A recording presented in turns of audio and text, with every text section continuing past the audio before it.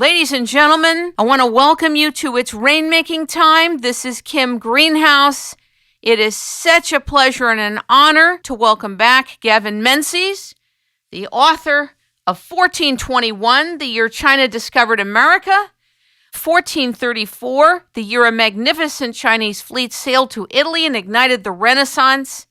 And God help us all, ladies and gentlemen, he's now published his new book, The Lost Empire of Atlantis, History's Greatest Mystery Revealed. If you know anything about Gavin Menzies, you know that he is not afraid to question the existing story of our history, that he has a love for exploration and discovery. He's an adventurist as well. He has a keen ability to put puzzles together. He's kind of the Columbo and the Indiana Jones of revisionist history. He is not afraid to be wrong, which I admire because he has, most important, a love of learning. So many of us have been fascinated with the story and the mythology of Atlantis, and he's going to set the record straight today. Welcome back, Gavin. Well, thank you very much for inviting me back. It's very exciting to be once again on your program. I want to tell you that when I first heard about your original books, I thought, oh my God, you know, he probably has a love of the Chinese right before he wrote 1421. I'll bet it's some type of a geopolitical bend that he has. But then I read 1421 and I realized how meticulous you are about detail and evidence. And your ability to share your journey is so exciting. Then I read 1434, and I felt a huge addition to 1421. Now that I've read The Lost Empire of Atlantis, I'm so excited because I realize most of us have completely inaccurate information about the Bronze Age. We have a lot of inaccurate information about what was Atlantis. When we say Atlantis, what are we referring to? And the fact that you detail out in the book that this is a bustling, incredible trading empire, that it's not even what we thought it was. I want you to share what motivated you to write the book. How did you get inspired to write this book? Well, Kim, it was a complete accident. When I was young, Atlantis was a subject for lunatics and crackpots, and I never thought I'd write a book about Atlantis. But just to explain how it came out, I published 1421 in 2002, and my publisher then, Transworld, said we must set up a website, which we did, gavinmenzies.net. And we've had an enormous volume of emails. About 2,000 people every day go to the website. And they criticize and suggest new ideas, and it's incredibly valuable to me. And I take a lot of trouble to try and answer people's questions. Now, one of the most persistent criticisms was that I'd been too simplistic in 1421, that, yes, Zheng He did sail to the Americas and all around the world 70 years before Columbus, but he was but the last of a whole string of Chinese explorers who'd been going backwards and forwards to the Americas for hundreds, if not thousands of years.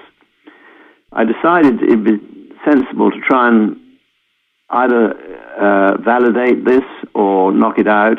So I and 14 friends went to Central America to see if we could find evidence of Chinese voyages to the Americas for the last several hundred years, or indeed millennia. And we did just that back in 2008, and we traveled all over Central America. We found a huge amount of evidence that Chinese had been going backwards and forwards between China and America. I came back to London in October 2008, and I decided I'd write all this up for a new book. And I worked like a dog, and I got very, very tired. And by the week before Christmas, I was really exhausted. And Marcella suggested we go to Crete, where we'd been 40 years ago. And we'd spend Christmas in a monastery. And we'd go to lots of masses and drink plenty of vino and go for long walks.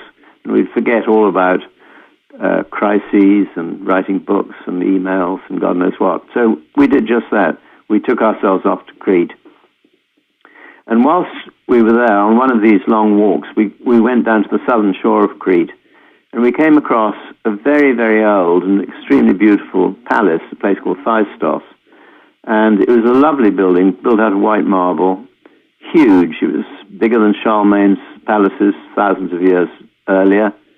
And it was even bigger than Buckingham Palace. And we were completely mystified at the scale and size of this palace. And we asked the guide, when was it built?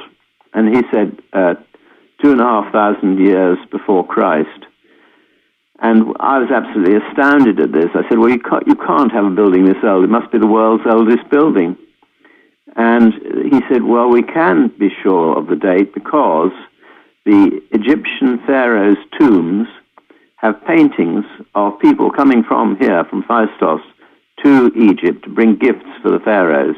And the pharaohs' tombs can be very accurately dated. So we can show paintings inside the tombs accurately dated. We can say for sure that people from Phaestos and southern Crete sailed across the Mediterranean to Egypt and back again.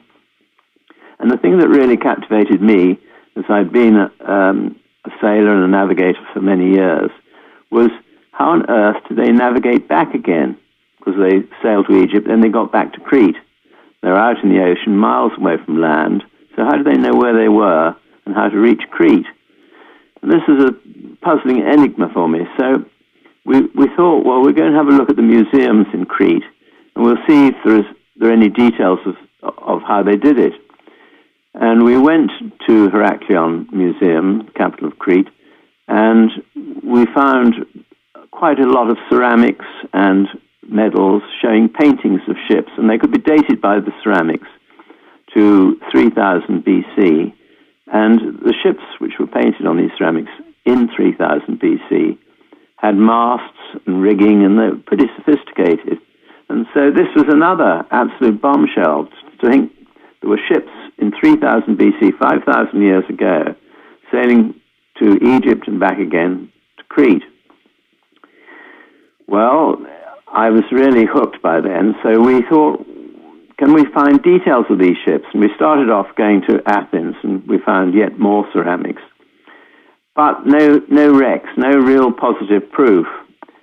So I thought, well, why is this? And we asked a lot of people in the museums, why there were no wrecks that we could see to validate this extraordinary apparent phenomenon. And we were told that the reason was that there'd been the most terrible explosion, volcanic eruption, on an island called Thera, which is now called Santorini, which is about 70 miles north of Crete. And this eruption in 1450 BC had thrown colossal quantities of magma and volcanic muck into the air, and it had blotted out the sun for several months, and it had dumped all this volcanic ash and muck, not only on Santorini, but on Crete itself.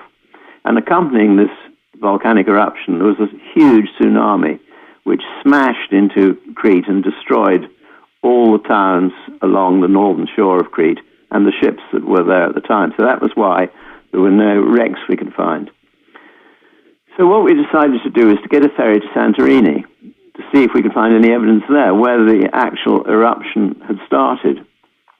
And we went to this island, ferry, and we went to the museum, and we learned something really astonishing, that some professors who were based on this island of Santorini had decided they would try and excavate down into the volcanic tephra, which had been left by this volcanic eruption, see if they could find the old capital of the island. And by chance and good luck, they dug down in the south of the island, a place called Akrotiri, and they went through the volcanic muck for about 20 feet, and they came across a house of a wealthy seafarer, which we christened the Admiral's House. Now, this house was one of many in the old town, and by amazing freak, they bored through into the Admiral's House, and they entered, they came down vertically in their excavations, and they found they were in the drawing room of this admiral. Now, the extraordinary thing was that around the walls of this drawing room, there was a beautiful fresco, and this fresco showed